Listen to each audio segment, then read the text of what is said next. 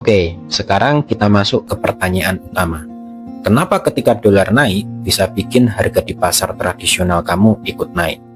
Ternyata ada 4 jalur tersembunyi yang menghubungkan keputusan di Washington DC sampai ke struk belanjaan kamu.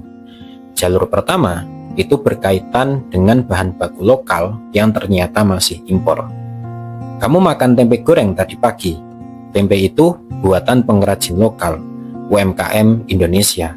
Tapi kedelainya, sekitar 70% kedelai yang dipakai industri tempe tahu kita, itu masih impor dari Amerika Serikat, Brasil, dan Argentina. Dan semua transaksinya itu pakai dolar. Jadi, waktu rupiah melemah ke angka lebih dari 17.000, si pengrajin otomatis bayar lebih mahal buat beli kedelai yang sama. Dan dia cuma punya 2 pilihan, naikkan harga jual tempe dan tahu, atau kecilkan ukurannya. Dan ini bukan cuma soal tempe, mie instan gandumnya impor, roti dan kue, tepung terigunya dari gandum impor, smartphone dan laptop, chip, layar, baterai lithium, semuanya impor. Obat-obatan, bahan baku farmasinya sebagian besar masih dari India dan Cina.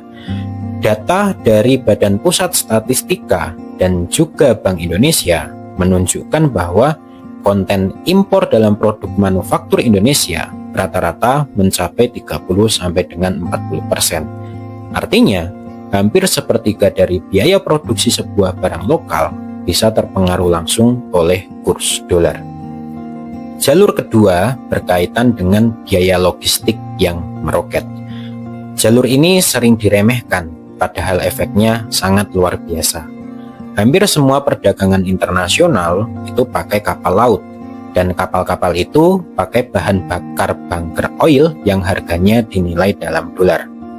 Ketika dolar menguat dan minyak naik, biaya pengiriman satu kontainer dari Rotterdam ke Jakarta bisa naik signifikan. Biaya itu ditanggung importir, lalu dibebankan ke distributor, lalu ke pedagang, dan akhirnya ke kamu. Analoginya seperti ini. Ibarat pesan ojek online, tarif dasarnya naik karena harga bensin naik.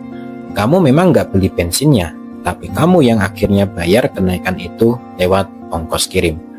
Belum lagi distribusi dalam negeri, harga solar yang fluktuatif langsung mempengaruhi biaya truk pengiriman dari pelabuhan ke gudang, dari gudang ke pasar, dari pasar ke warung di kampung kamu.